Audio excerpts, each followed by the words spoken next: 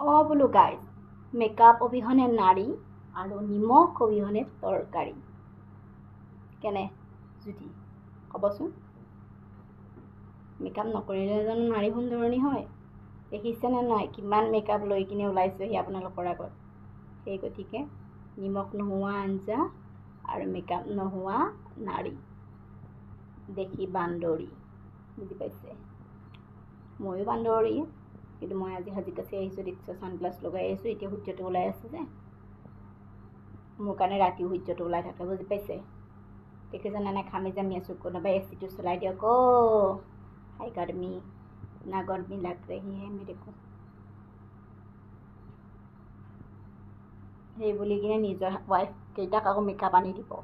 মোৰ কথা শুনি আকৌ মেকআপ নানাকে নাথাকিব দেই গাইজ। মেকআপ কৰিব লাগে, তেতিয়াহে ভাল দেখা হ'ব ন। মেকআপ নকৰিলে কেনেকৈ ভাল দেখা হ'ব? দেখিছেনে নাই মেকআপৰ অৱস্থাত মোৰ একদম ঘামি জামি অৱস্থা নাইকিয়া হৈ গ'ল। দেখিছেনে? তাকে ভাবি আছোঁ, মেকআপ নকৰাকৈ জীৱনটো আধা বয়স পাৰ কৰিলোঁ, এতিয়া বুঢ়া বয়সত মেকআপ কৰিনো কি হ'ব?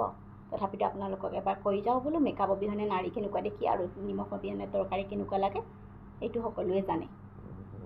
গাইজ, বোৱাৰী হ'ব লাগিব যিহেতু ট্ৰাই কৰি আছোঁ, মানে অভ্যাস। সবাই ভালকৈ থাকিব দেই। চশমাযোৰ খোলোঁ নেকি? নাই খুলি দিয়ক, ভাল লাগিছে ন? Bye bye.